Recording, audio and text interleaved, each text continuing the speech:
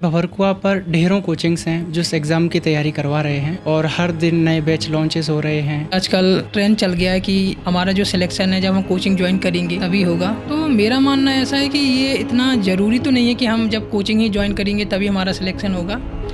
हमारा selection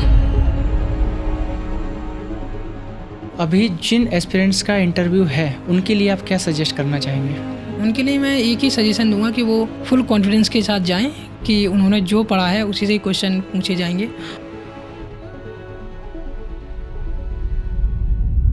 selection के बाद आपकी लाइफ में कितना चेंजेस आया है और अभी क्या चल रहा है आपकी लाइफ में? जो कहते थे कि हमें पता है कि तुमसे नहीं होगा, आज वो मुझसे ये कहते हैं कि हमें पता था कि तुम्हारा हो जाएगा। MPPSC जैसे एग्ज़ाम या सिविल सर्विस एग्ज़ाम की तैयारी करने का सबसे सही टाइम क्या है? समय क्या है जब हम तैयारी शुरू करें MPPSC की, तो मैं इसके लिए ये मानता हूँ कि सबसे पहले तो अपन कॉलेज पूरा कंप्लीट करें। तो आपको कब ऐसा लगा कि आपको सिविल सर्विसेज की तैयारी करना चाहिए? ये ड्रीम मेरा मतलब जो मैंने जब ग्रेजुएशन की उसने मुझे सजेशन दिया कि क्या अरविंद, तो फिर मैंने सोचा यार ये सही है, तो उसने फिर मुझे सजेशन भी दिया कि सिविल सर्विस एक ऐसी चीज़ होती है।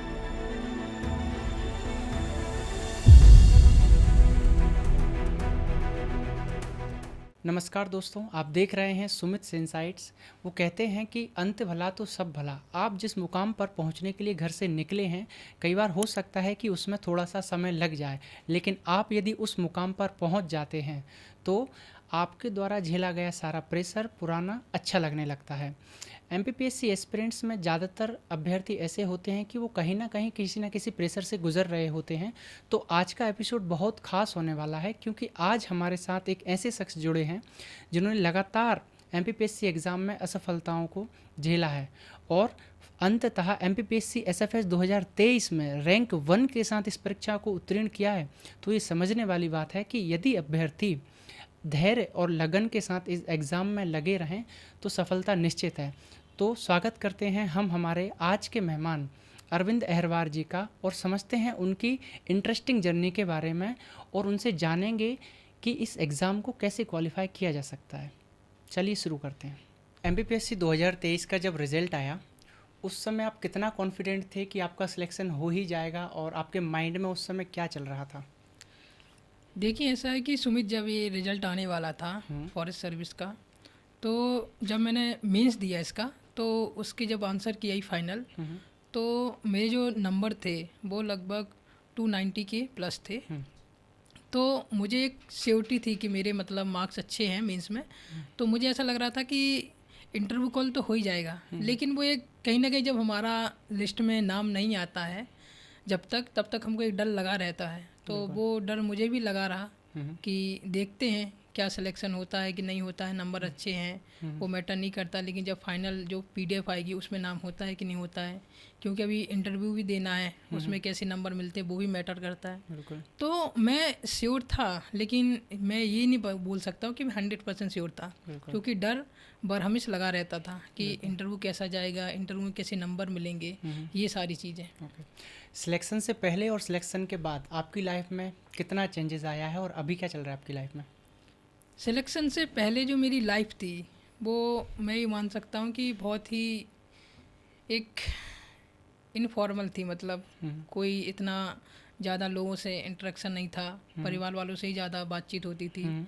लेकिन जब से सिलेक्शन हुआ है तब से एक दायरा बढ़ गया है लोगों का, मतलब लोगों से इंटरेक्शन ज़्यादा हो रहा है, लोगों के कॉल्स आते हैं, बात करना पड़ता है हर किसी से, उनको भी ये ना लगे कि सिलेक्शन के बाद ये बदल रहा है। बिल्कुल। तो इसलिए अब चीज़ें बदल रही हैं। मैंने कभी ये फील नहीं किया था कि वो जो कहते हैं ना कि जो कहते थे कि हमें पता है कि तुमसे नहीं होगा, आज वो मुझसे ये कहते हैं कि हमें पता था कि तुम्हारा हो जाएगा।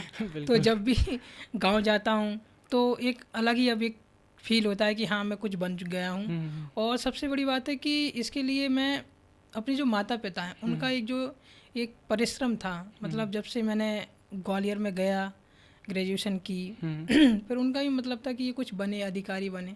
तो आज उनके चेहरे पर एक अलग ही खुशी है, क्योंकि मेरे जो पिताजी हैं वो चाहते थे कि मैं सिलेक्शन लूँ, और उनका ये भी था कि मैं रिटायरमेंट से पहले सिलेक्शन लूँ। तो ये कहीं ना कहीं अब उनके लिए एक बहुत बड़ी बात है, क्योंकि अभी मैं देख रहा हूँ कि 30 जून को उनका रिटायरमेंट है, उसी डिपार्टमेंट है, और वो अभी डिप्टी रेंजर है। बिल्कुल। तो उनके लिए एक अच्छी बात है कि उसी डिपार्टमेंट का जो लड़का है वो एक अधिकारी बन गया और रेंजर के पद पर जा रहा है। मेरे लिए, मेरी जो फैमिली है, दोनों के लिए काफ़ी अच्छा है ये समय, मतलब चल रहा है। बिल्कुल। तो आपको कब ऐसा लगा कि आपको सिविल सर्विसेज की तैयारी करना चाहिए? क्या आप बाद में आपके 12th के बाद या ग्रेजुएशन के साथ आपको ऐसा लगा, या फिर स्टार्टिंग से ही आपका ड्रीम था? ये ड्रीम मेरा, मतलब जो मैंने जब ग्रेजुएशन की, तो ग्रेजुएशन के समय ही मेरा एक मित्र था कॉलेज का ही, उसने मुझे सजेशन दिया कि क्या अरविंद, हमको टेक्निकल में जाना चाहिए कि नॉन टेक्निकल में। तो मैंने टेक्निकल पढ़ा, गेट की तैयारी की थोड़ी बहुत, लेकिन उसमें मेरा इतना ज़्यादा इंटरेस्ट नहीं था।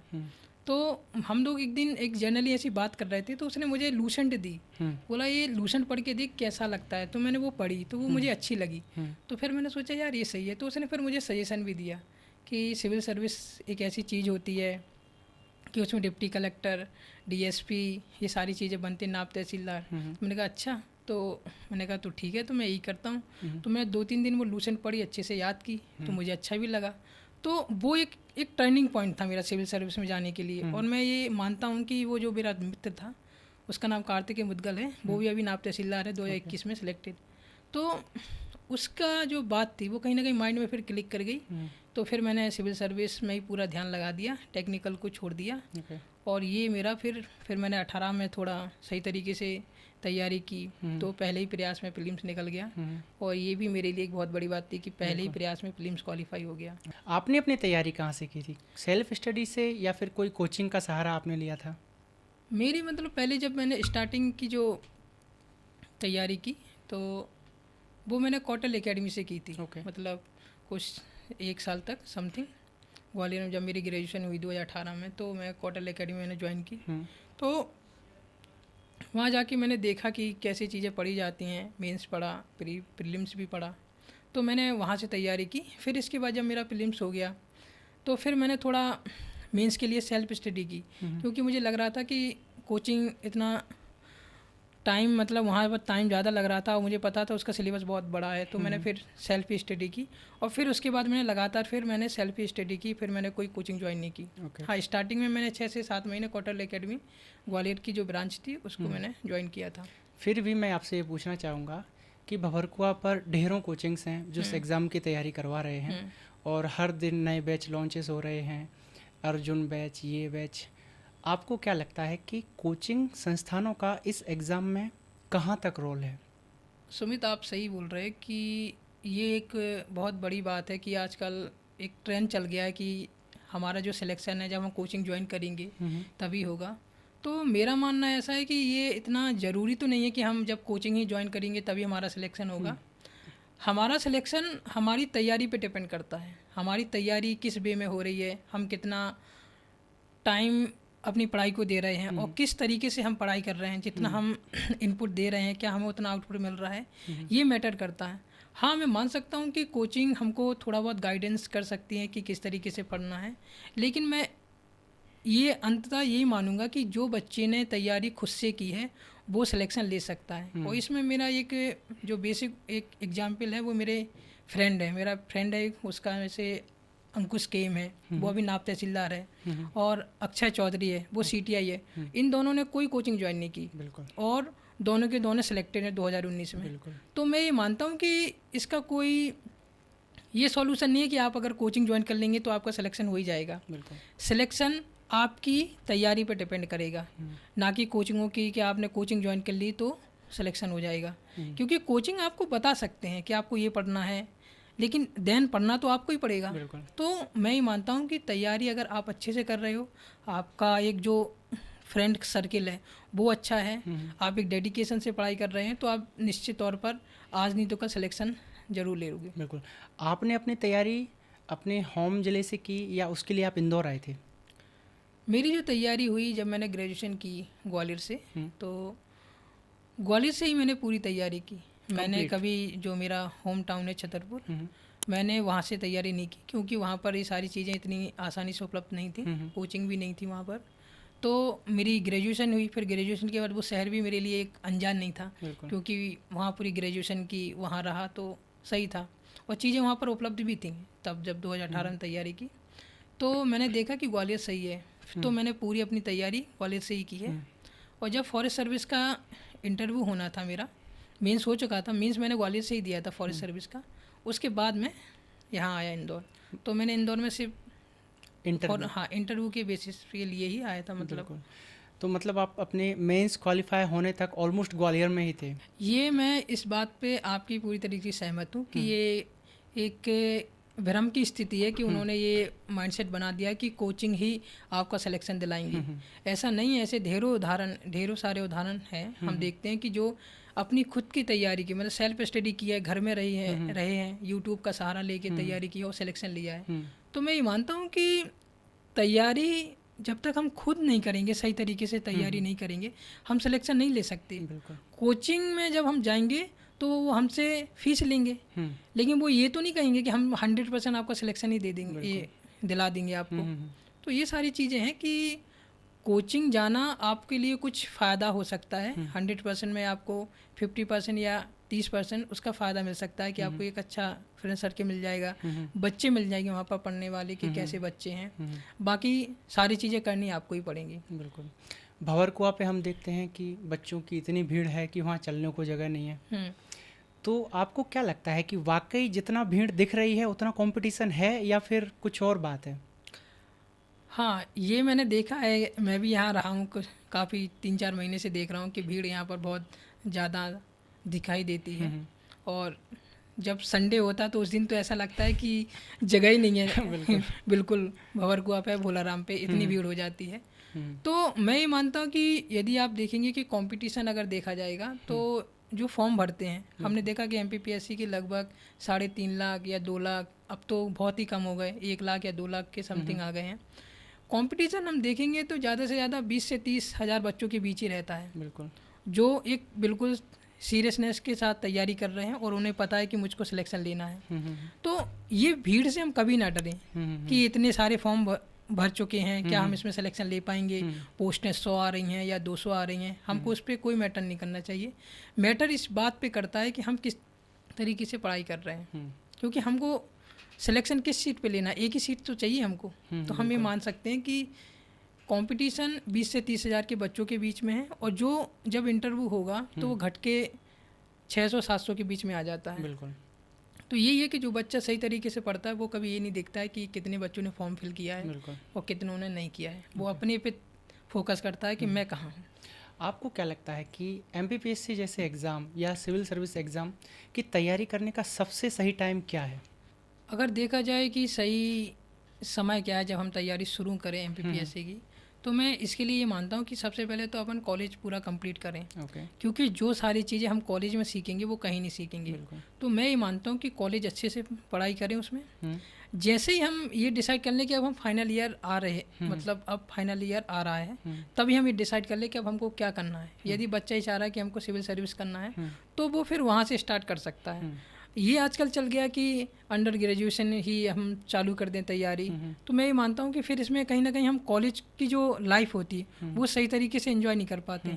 और कॉलेज हमको बहुत सारी चीज़ें सिखाता है, जैसे वहाँ पर हमने स्पोर्ट्स एक्टिविटी है और स्टेज पर कैसे बोलना, ये सारी चीज़ें हमको ये कॉलेज ही सिखाता है। और कहीं ना कहीं जब हम कॉलेज ये सोचने कि कॉलेज जाना ही क्या है, सीधा तैयारी करेंगे, तो कहीं ना कहीं मैं ये मानता हूँ कि हम एक बहुत अच्छे जो टाइम होता है, जो दोस्तों के बीच है, नए दोस्त बनते हैं, किस तरीके से हमें दूसरों से बातचीत करनी है, हम कैसे अपनी बातचीत रख सकते हैं, ये सारी चीज़ें हमको कॉलेज ही सिखाता है। तो मैं मानता हूँ कि कॉलेज को अच्छे से एंजॉय करें।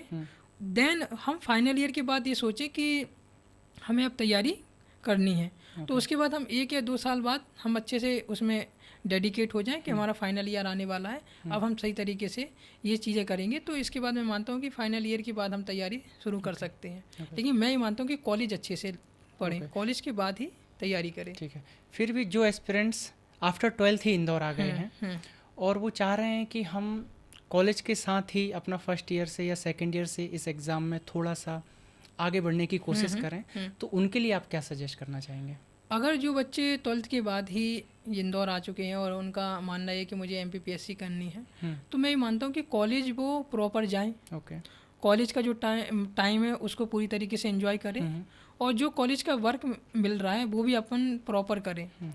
लेकिन उसमें से फिर ये टाइम मैनेजमेंट करें कि हम कुछ घंटे, मान के चलो अगर दिन में हम 2 से 3 घंटे ही अगर सिविल सर्विस का पढ़ रहे हैं तो वो बहुत किफ़ायती होगा आगे चल के।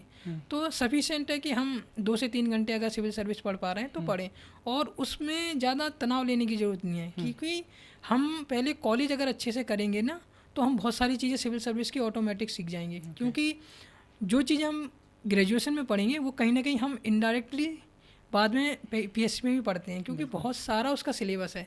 तो कहीं ना कहीं हम पढ़ ही लेते हैं वो सारी चीज़ें। तो इसलिए हम कहते हैं कि ग्रेजुएशन अच्छे से करना चाहिए, क्योंकि ग्रेजुएशन हमको बहुत सारी चीज़ें सिखा देती हैं। ओके, एमपीपीएससी एसएफएस 2023 ये आपका कौन सा अटेम्प्ट था और आपके पिछले अटेम्प्ट्स क्या रहे? हाँ सुमित, ये जो मेरा फॉरेस्ट सर्विस का था ये मेरा पहला ही अटेम्प्ट था। ओके। और इससे पहले मेरा मतलब सिविल सर्विस के सारे मैंने अटेम्प्ट दिए हैं 2018 से। और फॉरेस्ट सर्विस के लिए जब मैंने ये 2023 का भरा था तब मेरा 5वां अटेम्प्ट था। लेकिन अभी जो 25 का है तो ये 7वां अटेम्प्ट होने वाला है। तो मेरा मतलब ये मान के चलो कि सिविल सर्विस मेरे 7 अटेम्प्ट हो गए हैं। और मैंने कभी मेरा मतलब प्रीलिम्स कभी नहीं रोका। ये मेरा मतलब एक टर्निंग पॉइंट रहा कि मतलब मैं मेंस लगातार लिखता रहा। तो फॉरेस्ट सर्विस के लिए जब 2023 में भरा तो ये पहला ही अटेम्प्ट था और पहली अटेम्प्ट में सफलता मिल गई और रैंक भी लग गई। ये बहुत बड़ी बात है। ओके, आपके ने लगातार जैसा कि प्रीलिम्स दिए 2018 से 2023 तक, आपका मेंस क्वालिफाई नहीं हो पाया अनफॉर्चुनेटली। तो कहीं ना कहीं ये डिमोटिवेट करता है हमें। तो आपने कैसे अपने आप को मोटिवेट रखा? क्या आपका मोटिवेशन था इसके लिए कि आप अपना कंटिन्यू तैयारी करते रहे? इसके लिए ये था कि हम जब ये देखते हैं कि हमारी उम्मीदें हमारे हमसे ज़्यादा हमारी माता पिता को ज़्यादा रहती हैं। बिल्कुल। तो हम क्यों ऐसा सोचें कि हम ये करना छोड़ देंगे, जब ये जानते हैं कि हमसे 4 लोग ज़्यादा उम्मीदें लगाए बैठे हैं और हमसे ही उनकी उम्मीदें जुड़ी हुई हैं। तो हम फिर उनकी उम्मीदों को नहीं तोड़ सकते हैं। और मैंने ये जब एक पॉडकास्ट हुआ था तब मैंने कहा भी था कि मेरे पिताजी मुझे अक्सर यही कहते थे कि जिस दिन तेरी जॉब लगेगी उस दिन हमारी एज बढ़ेगी। और वो एज का जो फैक्टर था कि वो बोले कि जिस दिन तुम्हारी एज बढ़ेगी, वो फैक्टर मुझे आज नज़र भी आता है। क्योंकि मेरे पिताजी हार्ट के पेशेंट हैं और जब 2022 का मैं मेंस लिखने वाला था तभी उन्हें हार्ट अटैक आया था दूसरी बार। तब मैंने सोच लिया था कि ये 22 में मुझे बहुत सही तरीके से पढ़ना और सिलेक्शन लेना है। तो आज मैं जब देखता हूँ तो ऐसा लगता है कि वो हार्ट के पेशेंट है ही नहीं है। इतने खुश मिजाज से रहते हैं, बातचीत करते हैं लोगों से, और एक सोसाइटी में अब उनका चलना बैठना भी बदल गया है। मतलब उन्हें एक थोड़ा महसूस होता है कि अब मैं सही हूँ, मतलब मेरा जो लड़का है वो कुछ बन गया है। तो कहीं ना कहीं मुझे लगता है कि अब अप्रत्यक्ष रूप से मेरे माता पिता को या मेरे पिताजी को उसका लाभ मिल रहा है। तो जब हम बात करते थे कि कैसे करेगा, तेरा हो नहीं रहा है, वो कभी कभी मुझसे ये भी बोल देते थे कि कुछ और कर ले, क्यों एक ही चीज़ों को पकड़े हैं। मेरी माता जी अक्सर मुझसे बोलती थी कि क्यों एक ही चीज़ों को पकड़े हुए है, छोड़ दे, कुछ और कर ले। इनफैक्ट उन्होंने कहा कि मास्टर ही बन जा, रेलवे कर ले, बैंकिंग कर ले। वो ये बोलते रहते थे कि कुछ ना कुछ तो कर, क्यों ऐसा बैठा है। तो मैं उनकी बातों को सुनता था, लेकिन कभी उनकी बातों को इतना सही तरीके से नहीं लिया कि नहीं यार अब मुझे छोड़ना ही है और सिविल सर्विस को और कुछ और करना है। मैं कहता था कि आज नहीं तो कल हो जाएगा। तो मैं कभी ये नहीं सोचता था कि सिलेक्शन नहीं होगा। मैंने लगातार चीज़ें की और लगातार मैं उठा और मैंने ये हर बार कहा कि आज नहीं तो कल होगा ज़रूर। मैंने ऐसा फेस भी देखा है कि जब 2022-21 का मीन्स नहीं हुआ तो मैं अकेला रूम में बैठ के रो रहा हूँ। और मैं एक तरीके से भगवान से भी मैं भगवान से ऐसी ही बातचीत करता था कि ऐसा क्यों कर रहे हो मेरे साथ। मतलब मैं जब रोता था रात में बैठ के, अकेला बैठा हूँ, तो मैं बोल रहा हूँ कि कब तक मेरी परीक्षा लोगी। अब तो मतलब मुझसे अगर मेंस में कुछ गलतियाँ हो रही हैं तो थोड़ा सा ठीक कर दो, लेकिन मुझे सिलेक्शन दिला दो, क्योंकि बहुत हो रहा है। 21 का मेंस नहीं निकला, 22 का निकला, 23 का मुझे देना था। तो ये कहीं ना कहीं चीज़ें होती थी। लेकिन जब वो बातें याद आती थी पापा की कि तुम्हारे सिलेक्शन से हमारी एज बढ़ेगी, तो फिर वो चीज़ें कहीं ना कहीं माइंड में रहती थी कि अब मुझे कुछ नहीं करना है। और उनकी उम्मीदें मुझसे थी कि मैं कर लूँगा, तो मैं फिर लगा रहता था। कभी नहीं मैंने सोचा कि कि मैं हार मान जाऊं। मैं लगा रहा तो फिर मुझे रिजल्ट भी मिल ही गया, बिल्कुल माता पिता की आशीर्वाद से। बिल्कुल। जैसा कि आप 6 बार मेंस क्वालिफाई नहीं कर पाए, वो कहते हैं ना कि देने वाला जब भी देता है हाँ, छप्पर फाड़ के देता हाँ है, बिल्कुल। और फिर 2023 में आपका सीधा रैंक 1 है। हाँ तो इससे आसपास चेंजेस आपको क्या देखने मिले? आपकी सोसाइटी हो या फिर आसपास के लोग हों, फ्रेंड्स हों, आपको उनमें कुछ बदलाव महसूस हुआ है? बिल्कुल, बिल्कुल बदलाव हुआ है, क्योंकि मैं ये देख रहा हूँ कि जब से सिलेक्शन हुआ है तब से चीज़ें ऐसी बदली हैं कि अब मैं सोचता हूँ कि जो रिश्तेदार थे जो कभी फ़ोन नहीं करते थे, वो आज फ़ोन करते हैं। बिल्कुल। वो पूछते हैं कि क्या कैसा चल रहा है, कब ज्वाइनिंग है, कब जाना है, क्या है। और समाज में एक अब थोड़ा सम्मान मिलता है, कहीं जाते हैं तो सही तरीके से माता पिता को बिठाया जाता है। अच्छा, इनकी लड़की का मतलब सिलेक्शन हुआ है। जैसे मेरे भैया अभी गेस्ट फैकल्टी हैं, तो वो जहाँ पढ़ाते हैं तो वहाँ भी उनको सम्मान मिलता है। उन्होंने मुझसे कई बार बोला कि अरविंद तेरा तो पॉडकास्ट इंटरव्यू हमारे टीचर देखते रहते हैं। वो बोलते रहते अच्छा तुम्हारा भैया है। तो सोसाइटी में से लेके और सबसे बड़ी बात है कि जब से सिलेक्शन हुआ है शादियों के रिश्ते लगातार आ रहे हैं और अब ये चीज़ें बहुत बढ़ रही हैं। मतलब चीज़ें मतलब ऐसा लगता है कि एकदम से बदल गई हैं चीज़ें। जब 30 दिसंबर को ही रिजल्ट आया तो उसके बाद से ऐसा लगता है कि काफ़ी चीज़ें बदली हैं, चाहे वो पहचान को लेके हो और चाहे वो समाज में किस तरीके से पहले क्या हमारा स्टेटस था अब क्या है, वो सारी चीज़ें बदली हैं। और मैंने आपसे फिर से कह रहा हूँ कि रिश्तेदारों का नज़रिया बहुत जल्दी बदला है। बिल्कुल। उनके फ़ोन्स कॉल्स अब आते ही रहते हैं, क्योंकि उन्हें उम्मीदें हैं कि कहीं ना कहीं अब ये हमारी मदद करेगा। बिल्कुल। तो ये कहीं ना कहीं चेंजेस तो दिख रहे हैं अब। ओके। जैसा कि हम जानते ही हैं कि एमपीपीएससी में सिलेक्शन रेशियो बहुत कम है और ज़्यादातर एस्पिरेंट्स बार बार फेलियर का सामना करते ही हैं। तो आप उन एस्पिरेंट्स को क्या कहना चाहोगे जो बार बार या तो प्रीलिम्स में फ़ेल हो रहे हैं या मेंस में फ़ेल हो रहे हैं या किन्हीं कारणों से इंटरव्यू उनका रुक जा रहा है? आप उन्हें क्या कहना चाहोगे? मैं ये मानता हूँ कि अगर आपका प्रीलिम्स रुक रहा है या कहीं मेंस रुक रहा है या कभी इंटरव्यू में आपको असफलता मिल रही है, तो हम प्रीलिम्स के लिए ये मान सकते हैं कि चीज़ें हम कभी अपनी जो गलतियाँ करते हैं। मेरा एक दोस्त है, उसका नाम रक्षिंद है, तो उसने अभी प्रीलिम्स दिया, तो कहीं ना कहीं उसने मुझसे ये बोला कि मुझसे आते हुए क्वेश्चन गलत हो गए और उसने बोला कि लास्ट में मैंने क्वेश्चनों को के आंसर भी बदले हैं। तो ये मानता हूँ कि प्रीलिम्स ना निकलने का कहीं ना कहीं ये रीज़न रहता है कि कभी कभी हम जब पेपर देने आते हैं तो प्रेशर इतना रहता है कि होगा कि नहीं होगा, पेपर कैसा आएगा कि नहीं आएगा। तो हम उसके दबाव में कभी ना कभी जो हमारा पहली बार जो हमें दिमाग में जो आंसर आता है वो कहीं ना कहीं हम चेंज कर देते हैं।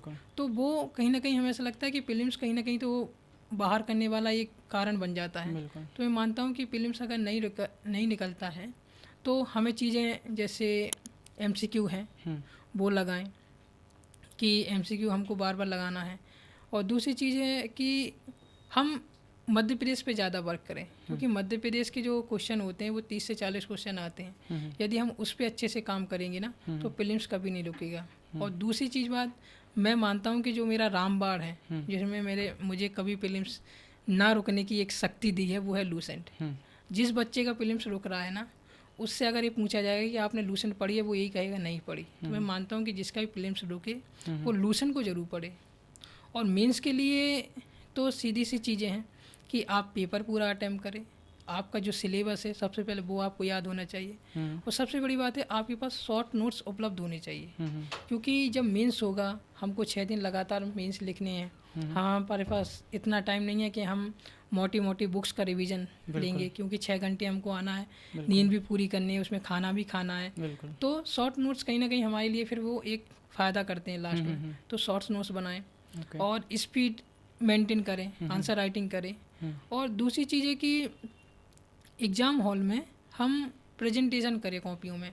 किसी में हमने ट्रायंगल बना दिया, किसी में सर्किल बना दिया, तो प्रेजेंटेशन एक बहुत मायने रखता है। मेरे जो दोस्त हैं नायब तहसीलदार है CTI, उनकी वो कॉपी में अक्सर देखता हूँ, उनकी कॉपियों में बहुत विविधता रहती है क्वेश्चनों के लिखने में, उसको प्रेजेंटेशन कैसा किया है उसमें। तो ये सारी चीज़ें। और इंटरव्यू का मैं बताऊँ तो इंटरव्यू का सीधा सीधा खेल है आपके कॉन्फिडेंस पे। क्योंकि जब मैं देने जा रहा था तो इससे पहले मैंने जितने भी मॉक दिए मुझे हर जगह से जो फीडबैक रहता था वो पॉजिटिव ही मिला। मुझे कभी नहीं मिला कि आपने गलत बोला है, मतलब अच्छा फीडबैक मिलता था। तो एक कॉन्फिडेंस था।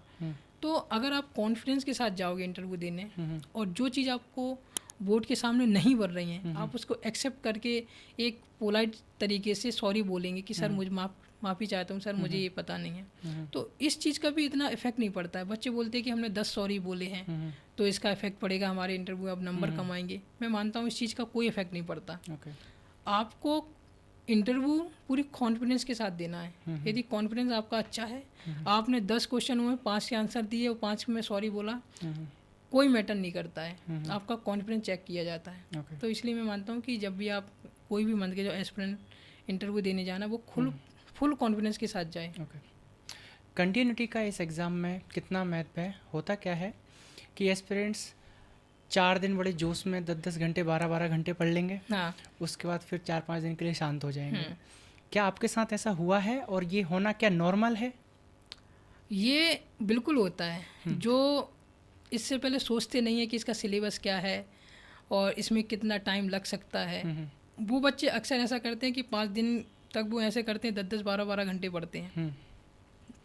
लाइब्रेरी जाएंगे, अच्छे से टाइम पढ़ेंगे, मतलब टाइम से पढ़ेंगे, टाइम से उठेंगे, लेकिन जब वो एक टाइम ड्यूरेशन बढ़ता जाता है और सिलेबस में वो देखते हैं कि यार अभी तो सिर्फ एक ही सब्जेक्ट कंप्लीट हुआ है, तो फिर वो चीज़ें फिर वो डगमगाने लगती हैं। तो मैं मानता हूँ कि यदि कोई बच्चा सिर्फ हवाबाजी में पढ़ रहा है कि यार बस ये तो ऐसे ही आसान है, प्रीलिम्स दूंगा प्रीलिम्स हो जाएगा, मेंस दूंगा मेंस हो जाएगा, इंटरव्यू दूंगा इंटरव्यू हो जाएगा, और ये 1-2 महीने में या मान के चलो 6-7 महीने सब कंप्लीट कर लूँगा, तो वो फिर वो प्रैक्टिकल नहीं है, वो एक तरीके से एक अतार्किक बातें कर रहा है जिसका कोई सेंस नहीं है। तो मैं मानता हूँ कि जब भी चीज़ें कोई बच्चा कर रहा है कि पीएससी की हमको तैयारी करनी, तो उसकी फुल रणनीति होनी चाहिए कि 2 से 2.5 साल उसको देना ही पड़ेगा, सही तरीके से सिलेबस कंप्लीट करना पड़ेगा, सिलेबस में क्या है उसे पता होना चाहिए। ये सारी चीज़ें मैटर करती हैं, तब जाके उसमें निरंतरता बनी रहेगी, उसमें एक उत्सुकता बनी रहेगी कि मुझे पढ़ना है। अगर उसमें वो चीज़ों को सही तरीके से सोच नहीं पा रहा है कि चीज़ें कैसी हैं, क्योंकि एमपीपीएससी एक कछुए की चाल है, क्योंकि मैंने खुद ऑब्जर्व किया है। अगर मान के चलो मुझ में निरंतरता नहीं होती तो मैं बीच में छोड़ देता, बिल्कुल, क्योंकि 2018 से 2025 का 7 साल का एक लंबा गैप होता है। बिल्कुल, हम कहीं ना कहीं ये सोच सकते थे कि यार कुछ और कर लेते हैं, लेकिन मैंने सोचा कि नहीं यार, करना है तो यही करना है। मैं लगा रहा, तो मैं मानता हूँ कि जिसमें निरंतरता होगी ना, सफलता उसी को ही मिलेगी। और निरंतरता आएगी आपके पेशेंस से और धीरे धीरे चलने से, ना कि ऐसा कि आप आज ने 10 घंटे पढ़ लिया, कल आप आराम से सो रहे हो, ये नहीं। आपको प्रैक्टिकल होना पड़ेगा कि क्या चीज़ सही है और क्या चीज़ गलत है। ग्रुप स्टडी और सोलो स्टडी दोनों में से क्या बेटर है और आपने किस तरह से पढ़ाई की थी? मैं मानता हूँ कि जो ग्रुप स्टडी है वो आपको तब करना चाहिए जब बहुत सारी चीज़ें आप पढ़ चुके हैं और आपको कई सारी चीज़ें याद नहीं रह रही हैं, तो आपने याद की हैं लेकिन आप फिर उनको भूल रहे हैं। तो मैं मानता हूँ कि आपने कई बार पढ़ ली, अब आप कह रहे हो कि यार मैं फिर भी भूल रहा हूँ, तो उसके लिए फिर आप ऐसे फ्रेंडों का एक सर्कल बनाइए कि जो आपके ही जोन के हैं, आपके अकॉर्डिंग में वो पढ़ते हैं, तो उनके हिसाब से आप फिर एक टाइम डिसाइड कीजिए और फिर अपनी जो टॉपिक हम भूल रहे हैं या हमसे आ नहीं रहे हैं, हम क्लियर नहीं कर पा रहे हैं, उसमें ग्रुप स्टडी बहुत एक अहम रोल करती है, मतलब अदा करती है।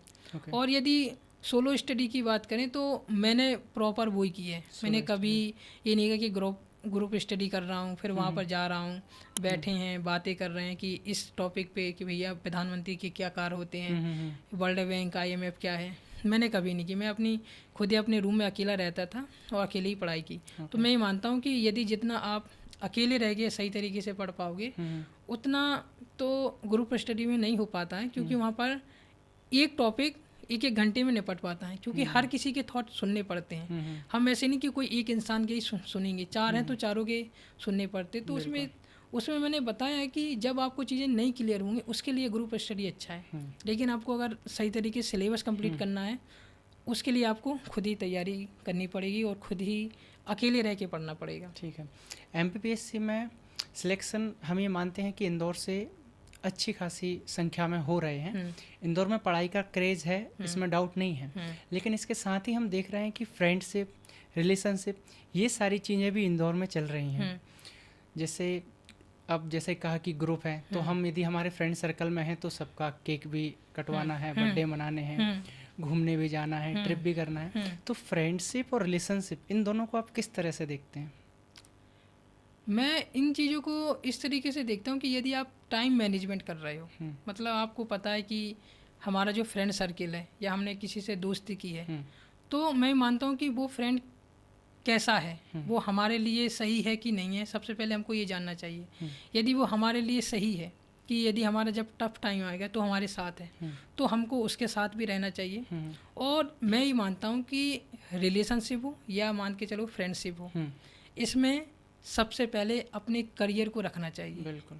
यदि आप अपने करियर को सबसे पहले नहीं रख पा रहे हो तो आप अपने माता पिता से धोखा कर रहे हो और आप उन सभी व्यक्तियों से कर रहे हो जिनसे आपने बोला है कि मैं यहाँ प्रॉपर सही तरीके से पढ़ रहा हूँ। तो इसलिए मैं मानता हूँ कि सारी चीज़ें सेकेंडरी हैं। बिल्कुल। सबसे पहले प्राथमिकता है आपका कैरियर। आप कैरियर को सबसे पहले तवज्जो दीजिए, क्योंकि जब आपका सिलेक्शन नहीं होगा ना, तो ना कोई फ्रेंडशिप काम आती है ना रिलेशनशिप काम आता है, हर कोई साथ छोड़ देता है।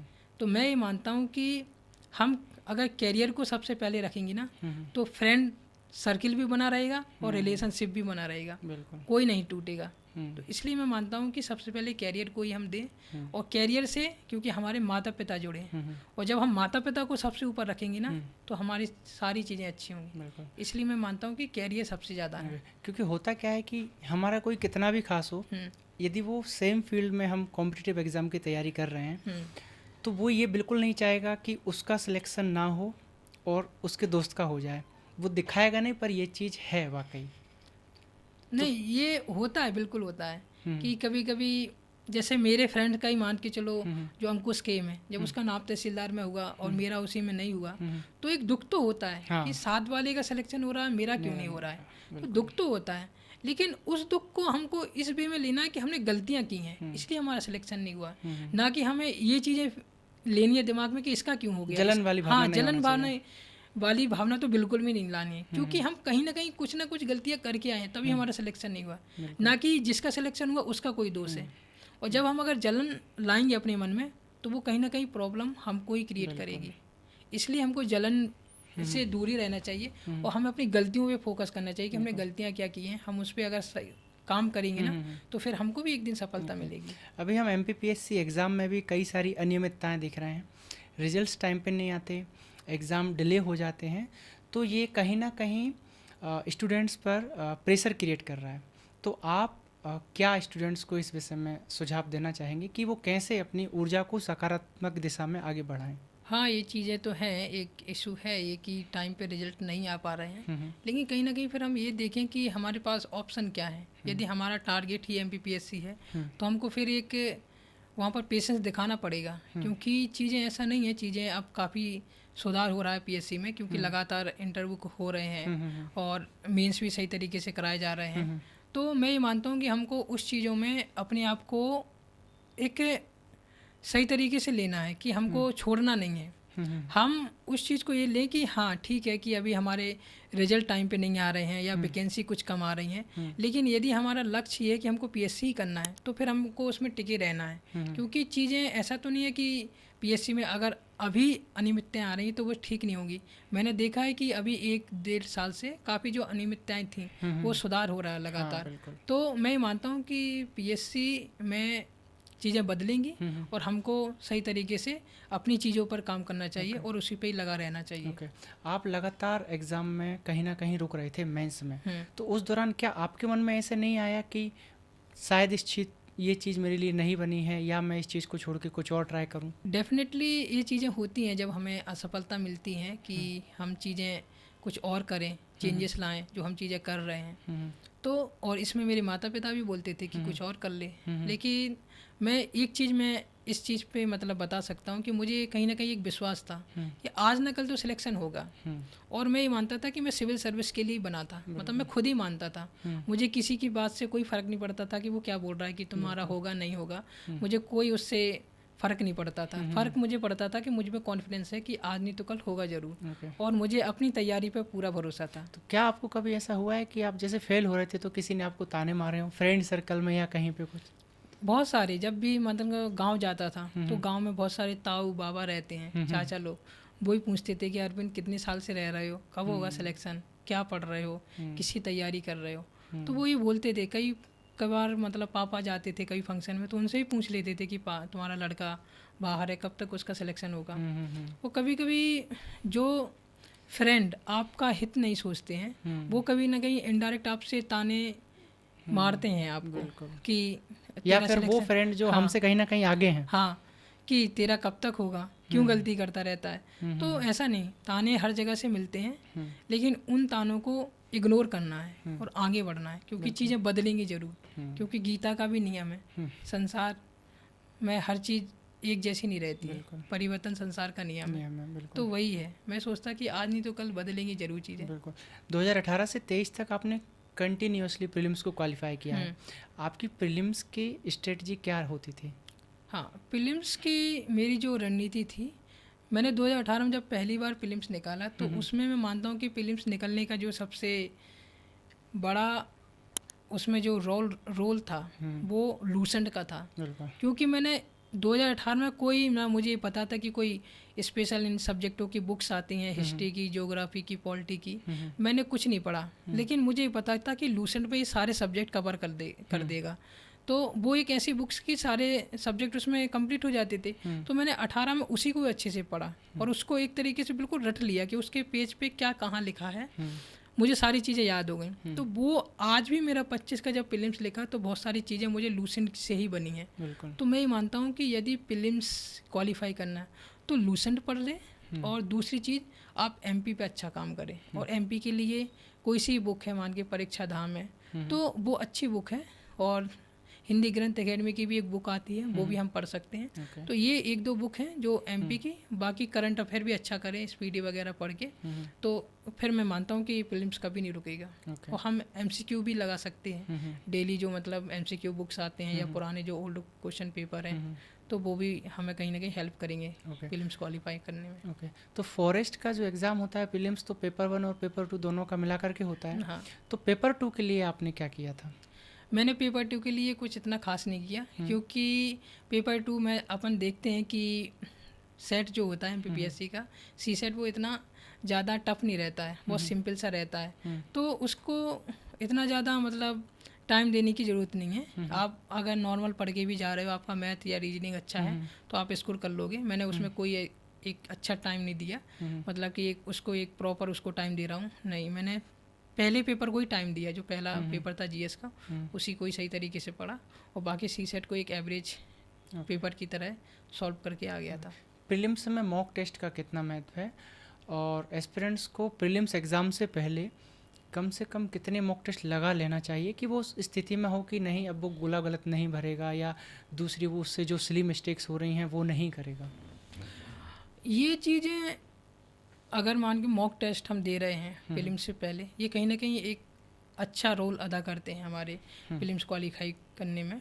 क्योंकि जब एग्ज़ाम हॉल में हम जाते हैं तो बहुत सारा प्रेशर रहता है कि वहाँ के क्वेश्चन कैसे आएंगे, हम गोले कैसे भरेंगे। तो कहीं ना कहीं जब हम 1000 बच्चों के बीच टेस्ट देते हैं तो वो सारे जो हमारा प्रेशर है वो कहीं ना कहीं चला जाता है। तो मैं मानता हूँ कि टेस्ट सीरीज प्रीलिम्स से पहले काफ़ी अहम रोल अदा करती है। तो टेस्ट सीरीज हमको देना चाहिए, कम से कम 20 से 25 से 50 टेस्ट हम लगा लेंगे ना, जितना लगा सकते हाँ, हैं। जितना भी लगा सकते हैं, या जितना भी हमारे पास टाइम है उतना अच्छा है। क्योंकि जितने अच्छे हम एमसीक्यू लगाएंगे, जितने ज़्यादा, उतने हमको एग्ज़ाम में बेनिफिट मिलेगा। तो एक ये भी होता है कि ठीक है टेस्ट पेपर लगा दिया, और एक प्रॉपर होता है कि मॉक टेस्ट हम देकर आए हैं कोचिंग में, उसका एनालिसिस, या फिर ज़्यादातर स्टूडेंट्स क्या करते हैं कि जो टेस्ट पेपर कोचिंग में मिला है उसके 100 जो क्वेश्चन है वो याद कर लिए। इसका सही तरीका क्या है? इसका सही तरीका है कि जो हम क्वेश्चन मान के चलो हमने टेस्ट पेपर दे के आए और उसमें से हमारे क्वेश्चन गलत हो गए हैं और जितने भी सही है, और फिर उन्होंने आंसर की दी कि भाई इसका ये सॉल्यूशन है, तो कहीं ना कहीं हमको एक नज़र उन सॉल्यूशन पे ज़रूर मारना चाहिए। क्योंकि जो उनका सॉल्यूशन रहता है उससे भी कहीं ना कहीं फैक्ट बहुत सारे मिल जाते हैं, और वो फैक्ट फिर हमको कहीं ना कहीं अप्रत्यक्ष रूप से प्रीलिम्स का जो फाइनल एग्जाम है उसमें मदद करते हैं। तो जो आपको आंसर की मिले उसको एक बार देखना तो ज़रूर चाहिए। क्योंकि जब हम जिस दिन टेस्ट देने दे के आते हैं उस दिन किसी भी बच्चे की पढ़ाई नहीं होती, क्योंकि उस दिन वो सोचता है कि आज तो टेस्ट दे लिया है, आज कोई पढ़ाई नहीं करूँगा। तो कहीं ना कहीं हम जब पेपर दे के आ रहे हैं तो कम से कम वो जो आंसर की मिली हम उसी को सही तरीके से देख लें, तो कहीं ना कहीं वो भी हमको कहीं ना कहीं 100 क्वेश्चन की जगह 200 क्वेश्चन हमारे दिमाग में एक फिट करा देता है कि बहुत सारी चीज़ें हमको फिर फाइनल एग्जाम में मदद करेंगी। क्योंकि ज़्यादातर संख्या उन एस्पिरेंट्स की है जिनका एक क्वेश्चन से या 2 क्वेश्चन से प्रीलिम्स रुक रहा है, तो वो अपनी रणनीति में कहाँ बदलाव कर सकते हैं?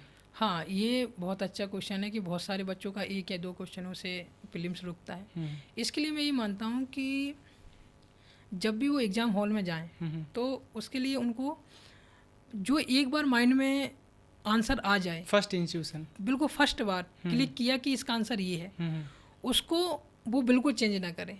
मैं ये मानता हूँ कि यदि वो क्वेश्चन चेंज करने जाएगा उसका आंसर उस क्वेश्चन का, वो डेफिनेटली 100% गलत ही होगा। मैंने ये चीज़ खुद ऑब्जर्व की है कि चीज़ें वो गलत ही होती हैं, क्योंकि जो पहली बार क्लिक करता है वो कहीं ना कहीं पढ़ा रहता है। इस चीज़ पे मैं क्या कर रहा हूँ, जितना भी हम ज़्यादा फोकस करेंगे, एस्पिरेंट को मैं यही कहता हूँ कि जो हम पहली बार क्लिक करें उस पर ज़्यादा तवज्जो दो कि यही आंसर होगा।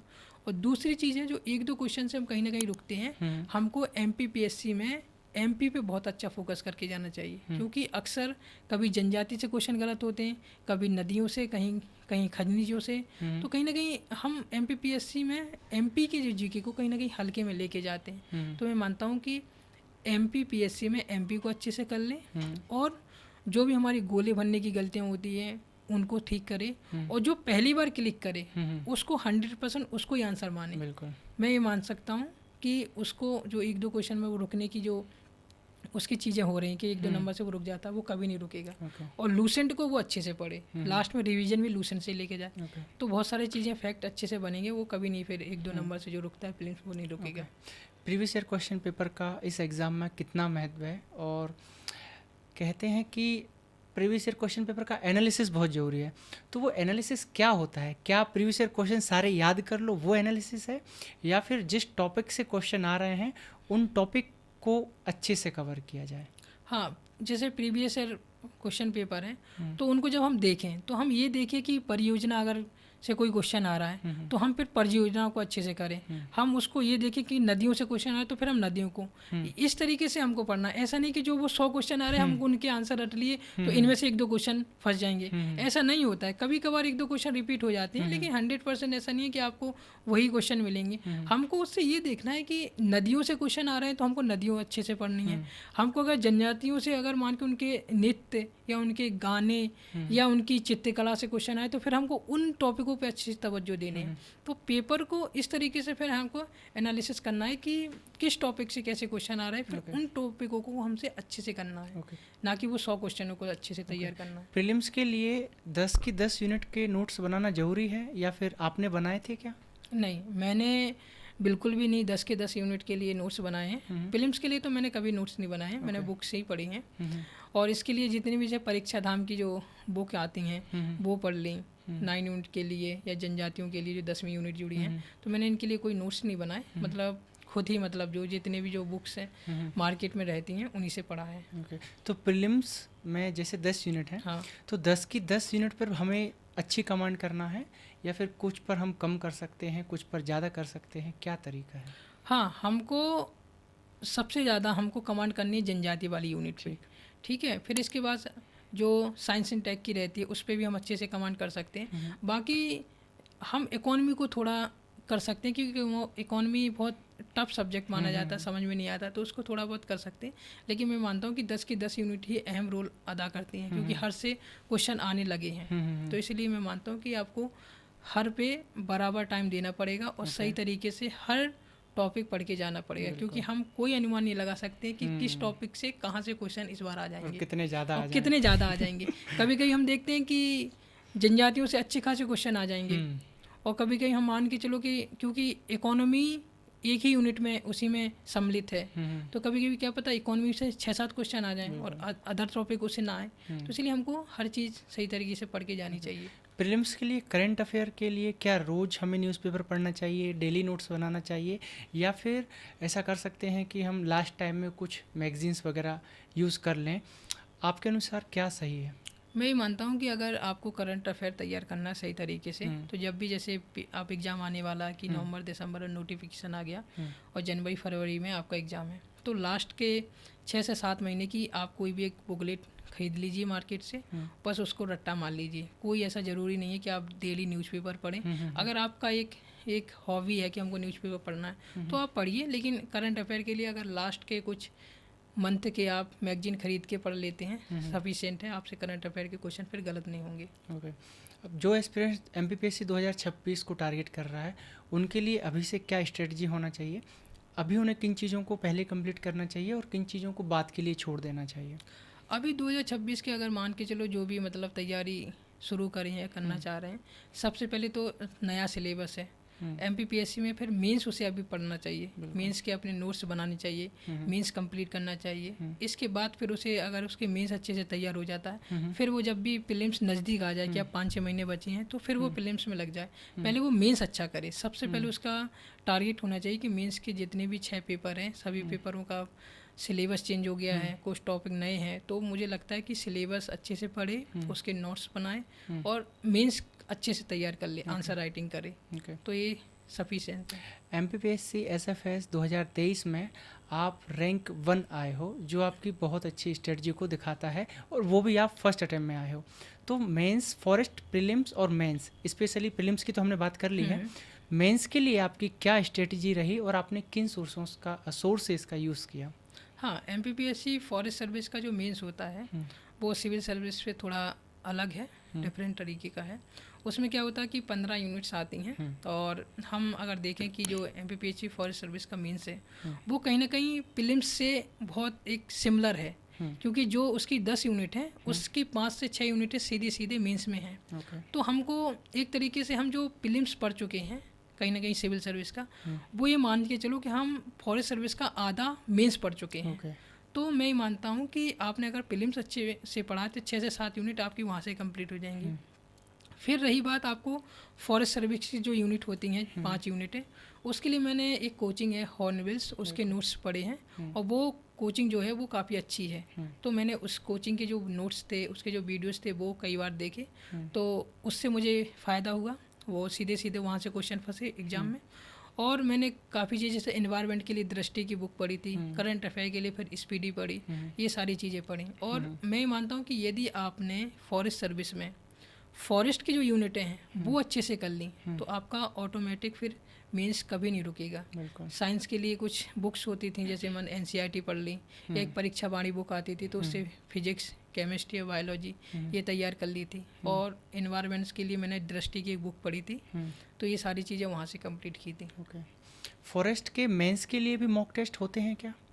हाँ, मतलब अगर देखा जाए कि MPPSC की जो जितनी भी कोचिंग हैं वो फॉरेस्ट सर्विस से ऐसे मॉक तो नहीं कराती हैं। 1-2 कोचिंग है जो मतलब जो हॉर्नबिल से उसी ने करवाए थे लास्ट के समय, और एक वेदांत करके थे, उसने भी कुछ मतलब क्वेश्चन पेपर दिए थे लास्ट में कि अब ये टेस्ट पेपर है, कर लीजिए।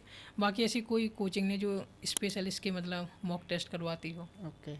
तो फॉरेस्ट मेंस की तैयारी, जैसे कोई एस्पिरेंट स्पेशली फॉरेस्ट मेंस को टारगेट कर रहा है, तो उसको फॉरेस्ट मेंस की तैयारी प्रीलिम्स से पहले करना चाहिए, या इनका तो साथ भी तैयारी किया जा सकता है? हाँ, अगर वो प्रॉपर तरीके से अगर मान के चलो उसका फोकस फॉरेस्ट सर्विस ही है, तो प्रीलिम्स पहले क्वालिफाई करें अच्छे से। और यदि उसमें टाइम मिलेगा 3 से 4 महीने में, अगर आप फॉरेस्ट सर्विस अच्छे से पढ़ते हैं, मैंने बताया कि आप प्रीलिम्स अगर अच्छे से पढ़े हो तो आपने आधा सिलेबस मेंस का फॉरेस्ट सर्विस का पहले ही कवर कर लिया। मात्र आपके लिए नया रहेगा सिर्फ वो 4 से 5 यूनिट जो फॉरेस्ट सर्विस की हैं, और वो आप 3 से 4 महीने आसानी से कर सकते हैं। तो कोई ऐसा ज़रूरी नहीं कि आप 1 साल पहले से फॉरेस्ट सर्विस की तैयारी कर रहे हैं। हाँ, आपको अगर पूरा फोकस उसी का ही है कि नहीं मुझे फॉरेस्ट सर्विस ही देना, तो आप अच्छे से कीजिए 1 साल या 1.5 साल, कोई इतना उसमें प्रॉब्लम नहीं होगी। MPPSC एस्पिरेंट्स का, हर एस्पिरेंट्स का ऐसा सपना होता है कि इंटरव्यू कॉल आए उसके लिए। आप जैसे 2018 से मेंस लिख रहे थे, लगातार असफलताएं मिल रही थी, 23 में आपको इंटरव्यू कॉल आता है, आपकी उस समय फीलिंग्स क्या थी?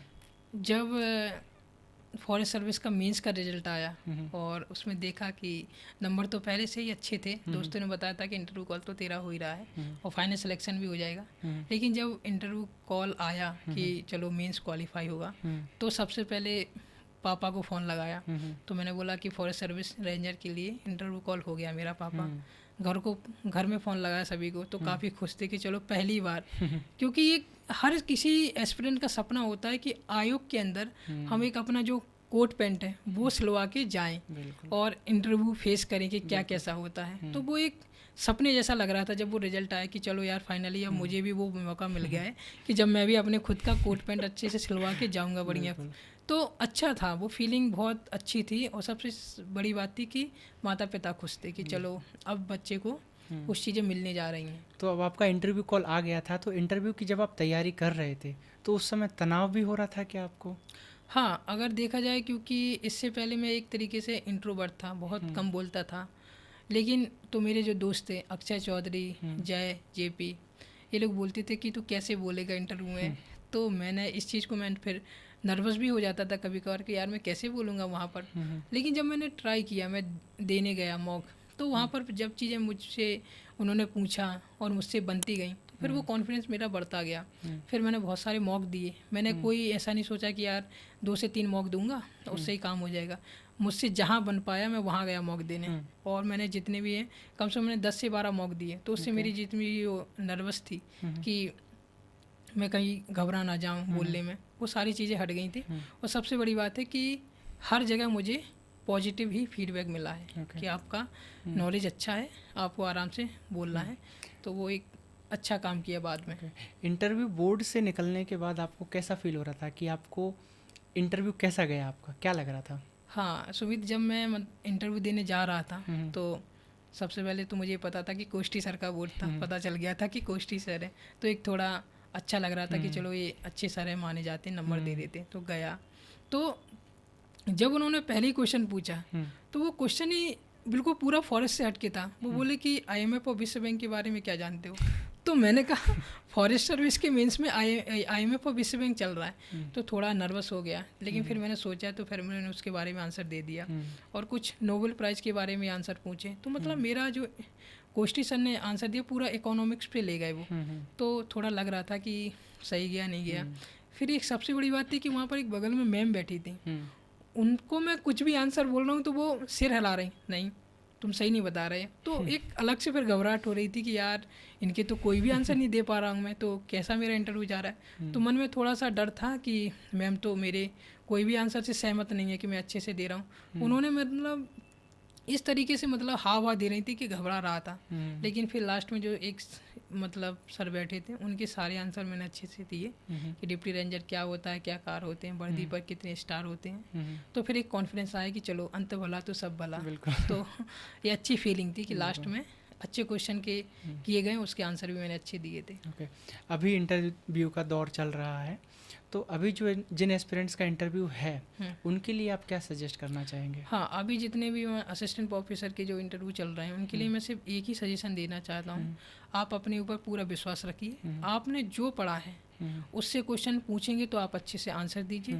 और जो आप पे बने तो आप उस पर ट्राई कीजिए कि मुझ पे ये आंसर बन पा रहा है। और नहीं बन पा रहा है तो आप सीधा सिंपल बोर्ड को सॉरी बोल दीजिए कि माफ़ी चाहता हूँ सर, मुझे इस बारे में कोई जानकारी नहीं है। क्योंकि वो आपका कॉन्फिडेंस चेक कर दें, नॉलेज आपकी पहले चेक हो चुकी है, तभी आप यहाँ बैठे हो। तो इसलिए मैं मानता हूँ कि कॉन्फिडेंस सबसे बड़ा रोल अदा करता है। जैसा कि अभी इंटरव्यू का दौर चल रहा है, डैफ भरे जा रहे हैं, तो अभी जिन एस्पिरेंट्स का इंटरव्यू है उनके लिए आप क्या सजेस्ट करना चाहेंगे? अभी जिनके डैप भरे जा रहे हैं या जिनका चल रहा है उनके लिए मैं एक ही सजेशन दूंगा कि वो एक फुल कॉन्फिडेंस के साथ जाएं कि उन्होंने जो पढ़ा है उसी से ही क्वेश्चन पूछे जाएंगे। और अगर ना भी पूछे जाएं फिर भी वो एक कॉन्फिडेंस के साथ जाएं कि हम फेस कर लेंगे। और जो नहीं बनेगा उस पर आराम से सॉरी बोलें कि माफ़ी चाहता हूँ सर, मुझे ये क्वेश्चन नहीं आ रहा है उस पर। क्योंकि उनको नॉलेज से इतना फ़र्क नहीं पड़ता, उनको आपके कॉन्फिडेंस से फ़र्क पड़ता है। आपका आई कांटेक्ट कैसा है, आप किस तरीके से बातचीत कर रहे हैं उनसे, उस पर मैटर करता है, ना कि आपकी नॉलेज पे कि आप कुछ बता पा रहे हैं या नहीं बता पा रहे हैं। नॉलेज मैटर करती है, लेकिन आप अगर ये सोचें कि आपसे उन्होंने 10 के 10 क्वेश्चन पूछे और फिर 10 के 10 का आंसर दें, ये पॉसिबल नहीं है। आप में कुछ ना कुछ तो आपको कहीं ना कहीं सॉरी बोलना पड़ेगा। तो मैं मानता हूँ कि कॉन्फिडेंस का अहम रोल है इंटरव्यू के समय। ओके, अभी आप उस मुकाम पर पहुँच चुके हैं जहाँ आपको होना चाहिए। जब आप अपनी तैयारी के टाइम को याद करते हैं तो सबसे अच्छा टाइम आपको क्या लगता है? हाँ, जब तैयारी के समय मैं ये मानता हूँ कि जब मैं ग्वालियर में रहता था, तो मेरा जो दोस्त है, मतलब अंकुश के, तो हम जब तैयारी करते थे तो हम शाम को, उसके पास गाड़ी है, वो 4 व्हीलर में बढ़िया, वो मुझे बैठाल के ले जाता था, बोला चलो घूमने चलते हैं। तो जब हम निकल जाते थे एक लंबी लॉन्ग ड्राइव पे, तो वो पल बहुत अच्छे याद आते हैं उसके साथ, कि मतलब गाने चल रहे हैं गाड़ी में, बढ़िया घूम रहे हैं पूरे ग्वालियर में, यहाँ वहाँ, फिर कहीं रुक गए, कहीं कुछ खा रहे हैं, तो वो याद आते हैं कि दोनों ने काफ़ी अच्छा टाइम स्पेंड किया था। क्योंकि 2019 में उसका पहला अटेम्प्ट था, मेरा सेकंड था। तो जब भी तनाव होता था हम लोगों को, हम लोग गाड़ी उठाते थे और चले जाते थे घूमने। तो वो एक टाइम याद आता है कि बहुत अच्छा टाइम था। ओके, क्या कुछ ऐसी गलतियां हैं जो आपको लगता है कि शायद आपने अपनी तैयारी के दौरान की थी, और अभी जिन एस्पिरेंट्स जो एस्पिरेंट्स तैयारी कर रहे हैं उनको उनसे बचना चाहिए, आपको क्या लगता है? हाँ, मैं ये देखता हूँ कि जब भी हम मेंस देने जाते हैं तो कहीं ना कहीं हम उस हॉल का तनाव नहीं झेल पाते। हमको 6 दिन लगातार मेंस देना है, तो मैं कहता हूँ कि आप तनाव से सबसे पहले जीतिए, क्योंकि तनाव से अगर आप जीत गए तो आप 6 दिन एक निडर होकर लड़ेंगे वहाँ जाके। तो मैं ये सोचता हूँ कि सबसे पहले आप तनाव को कम कीजिए। दूसरी चीज़, आप आंसर राइटिंग अच्छे से कीजिए। आंसर राइटिंग अगर अच्छे से करेंगे तो आपका पेपर टाइम पे होगा और आपके क्वेश्चन भी सही तरीके से अटैम्प्ट होंगे। तो मैं ये मानता हूँ कि मेंस के लिए ये सारी चीज़ें, और प्रीलिम्स के लिए मैं ये मानता हूँ कि एमसीक्यू है और पुराने क्वेश्चन है उनका, और एमपीजी के, और मान के लूसेंट, इनको अगर अच्छे से पढ़ेंगे तो सारी चीज़ें अच्छे से होंगी। तो अभी तो आपका फाइनली सिलेक्शन हो ही गया है, वो भी रैंक 1 के साथ।